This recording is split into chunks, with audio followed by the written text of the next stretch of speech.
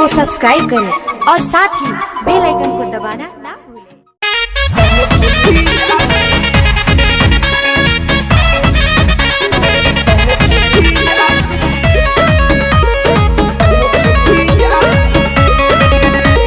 digital recording studio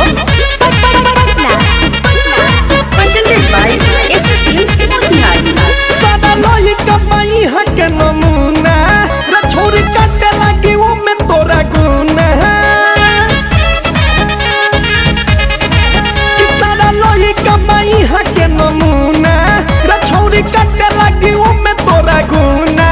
तो जहाँ जाए के नमूहा पहुँचाया दी ना समझ में आवा तू करे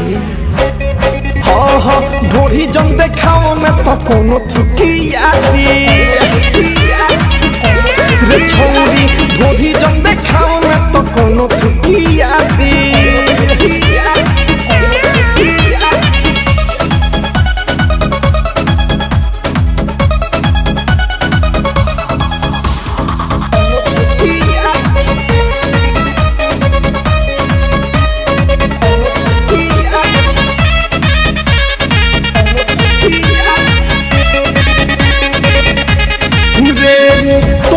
तू चीज जौन ज्यादा बाटे लऊ को तो कहाला पतोहरा ये लामू सरबा फौको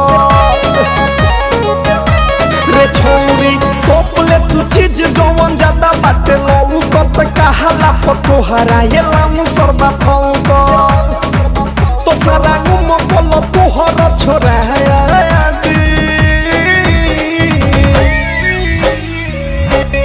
ढोरी जम देखाओ में तो कोनो थुकिया दी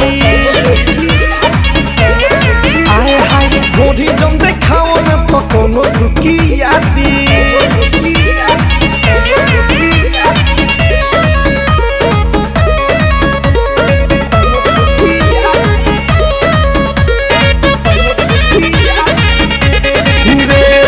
मीठू मिसाइल थारू बारे पागलाइल सुननी हो कालू तो हर पाट बाबाइल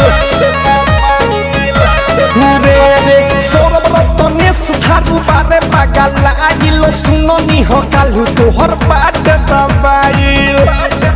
तो सुधी किसम तो हे दाबी के मुंगाया दी